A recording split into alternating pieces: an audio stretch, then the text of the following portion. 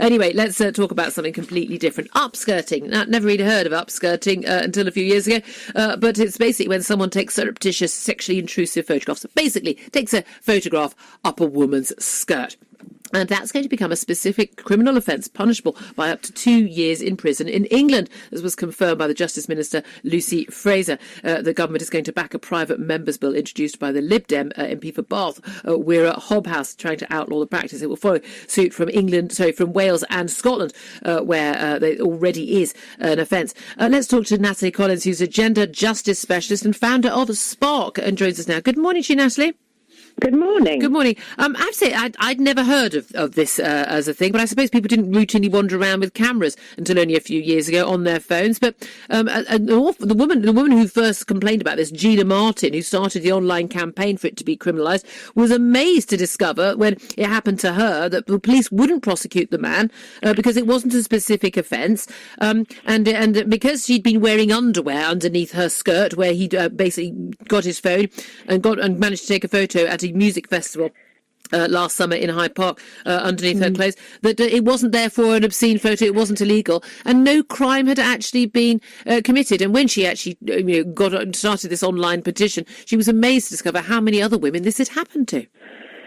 Yeah, so this is really about developments in technology and the law not really being able to catch up as quickly as it should do, really. And so there's two offences that upskirting did fit under. One was around voyeurism, but the person had to have pictures taken in a private place. So whereas Gina Martin's picture was taken in a music festival, if she'd been in a public toilet or some other private place where she could expect privacy, voyeurism laws would have kicked in. Public decency, there's a very old law called outraging public decency, which can include if somebody urinates in public and that kind of thing.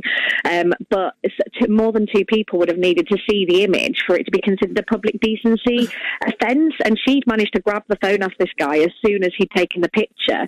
So more than two people hadn't seen it, which I'm sure she was very grateful for. Yeah, but she said she was really affected by it. I mean, it's an incredible invasion of your privacy, and and women do wear a lot shorter skirts these days than in my day, and then most people actually, although to be fair, my mum once said to me, having been a teenager in the 50s, yeah, she said, we used to wear shorter than that, but but it's now routine for lots of women to wear very short skirts, very short dresses, and everybody's got cameras. It is a risk, but it is extraordinary that it's not being considered a crime. I mean, I have to say, if I found a guy doing that to me or to my daughter, put it this way, the camera phone wouldn't work anymore, and probably a large part of his body as well. But it's funny that we're having to make laws about things like this. This seems to be something that they should, that would have been on the statute books almost, 100 years ago, even before everyone had camera phones. Well, exactly. The thing is that the laws are very specific, aren't they? In order to convict somebody, you can't have a kind of generic law, and laws are developed based on what people understand at the time as being